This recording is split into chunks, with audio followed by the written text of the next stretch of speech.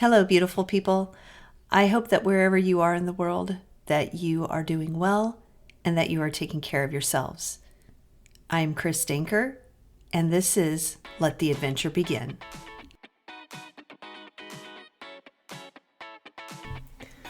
Let the Adventure Begin with Chris Danker podcast.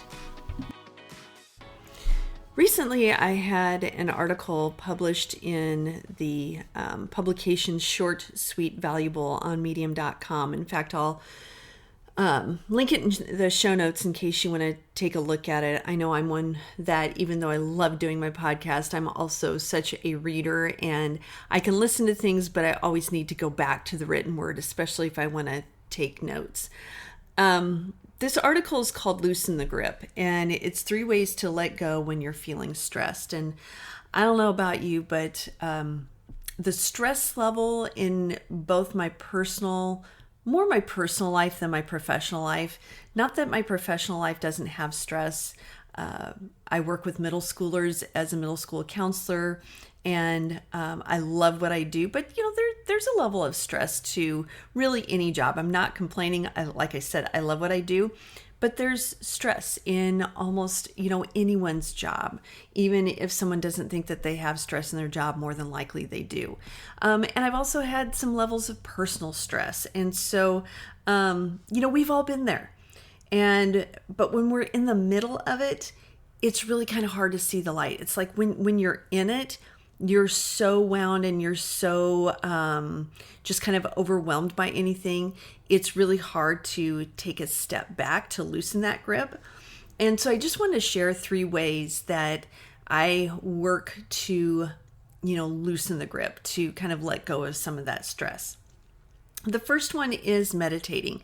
Meditating can come in many different forms. I do a guided meditation almost every morning for 10 minutes. I use the Calm app.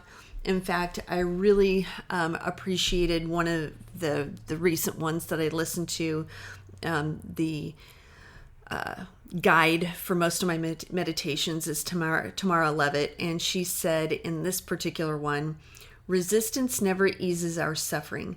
It only adds a second layer to our pain. Ultimately, it's only when we loosen our grip that we set ourselves free. I'm going to read that last sentence one more time because that's the part that really hit home with me. Ultimately, it's only when we loosen our grip that we set ourselves free, that we, let some of that stress go. So like I said, doing a guided meditation every morning is really big for me. Some people don't necessarily want or need a guided meditation. A lot of times it can come through breath work, like taking some deep breaths throughout the day. That is meditative. I also have a book that I've had for a number of years when I went to therapy.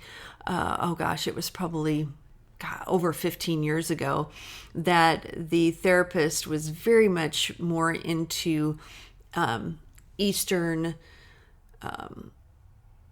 Eastern world techniques instead of the way that we handle things in the Western world, which is a lot of times through medication. And so he suggested this book. Actually, I saw it in his office and asked him about it.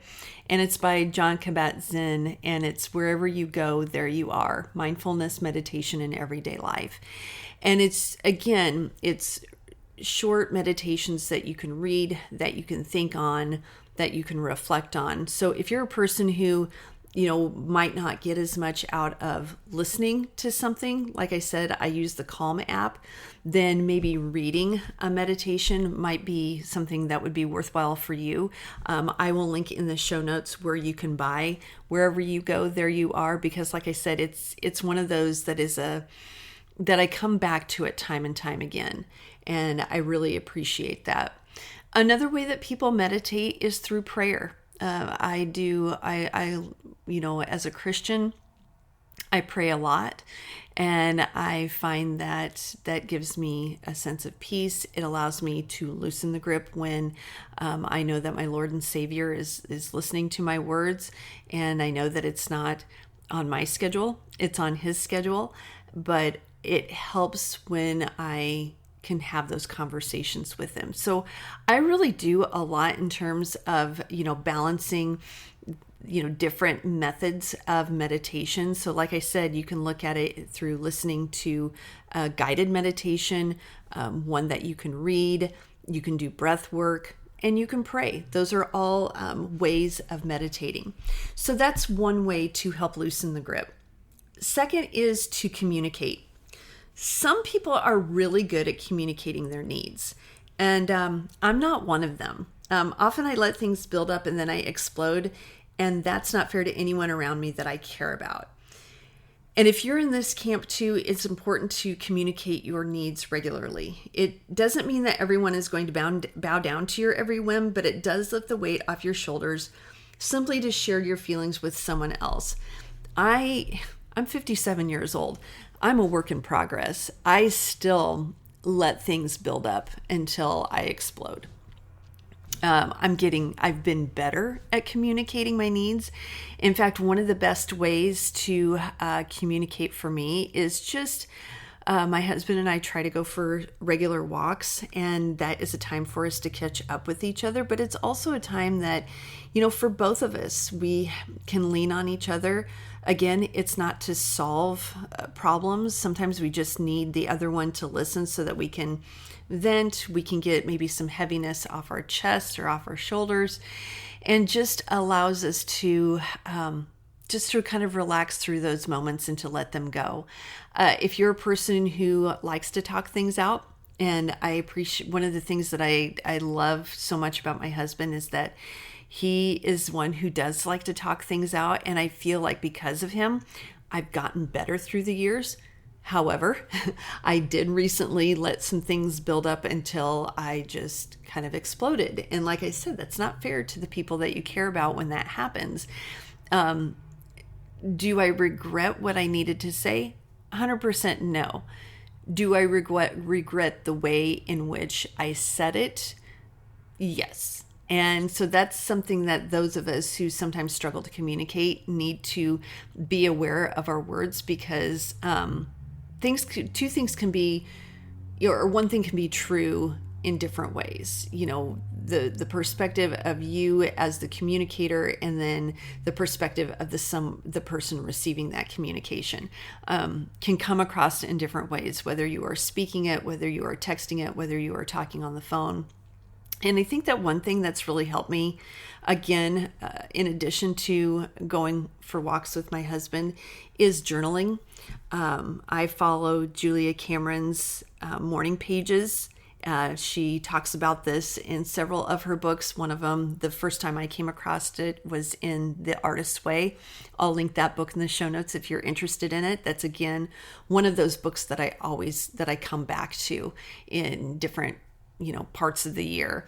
I won't necessarily read the whole thing, but I'll go back to different parts of that book. And talking about morning pages, it just allows me to brain dump first thing in the morning to get things down on the page. It allows me to reflect. It allows me to work through problems, so that if sometimes, we think that we need to share everything, and we don't need to share everything. In fact, sometimes I think people overshare, that I'm like, really, do you need to share all that?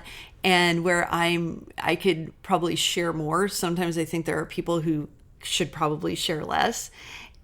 I feel like that those morning pages really help in that respect, that when you can get some of your thoughts down, that helps you process through those. And again, it is a form of communication. And last but not least, the third way to loosen the grip is, for me, music. Music is the magic elixir.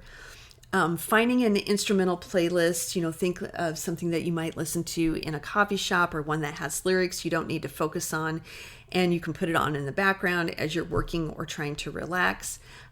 Being able to close your eyes and listening to that music for a few minutes. I have music literally on all day long.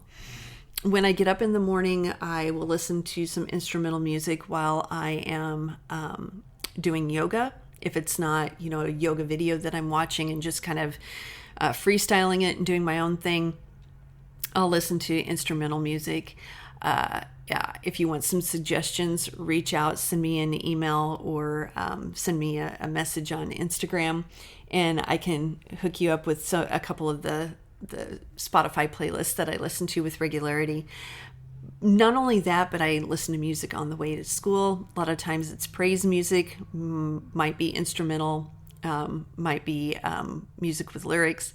And then at school, I listen to instrumental music, and I have it playing on in the background in my office. And the reason being is that it's not that I don't like quiet, because I do like peace and quiet at times, but I kind of like, it's soothing. I feel like when students come in to have conversations, that it really kind of sets a relaxed tone. As a classroom teacher, when my students had work time, a lot of times I would put on like a coffee shop playlist, and I would usually have some kind of scene, like a coffee shop, up on the screen, the projector, while they worked, because it just kind of just sets the tone for a relaxed atmosphere where people can get work done, where you can have conversations, but they don't become escalated, because you have created that welcoming space, and a space where people feel safe, that they feel welcomed, and that they feel kind of just relaxed in. So those are 3 ways that I feel like are good ways to help loosen the grip when we're stressed out. Again, those 3 ways are to meditate, communicate, and then last but not least, listen to music. So, if you are feeling wound tight professionally, personally, maybe both, hopefully one of these ideas will give you some relief, so that you can start loosening the grip, so that your stress levels can come down as well. So until next week, I hope you let your adventure begin. Peace.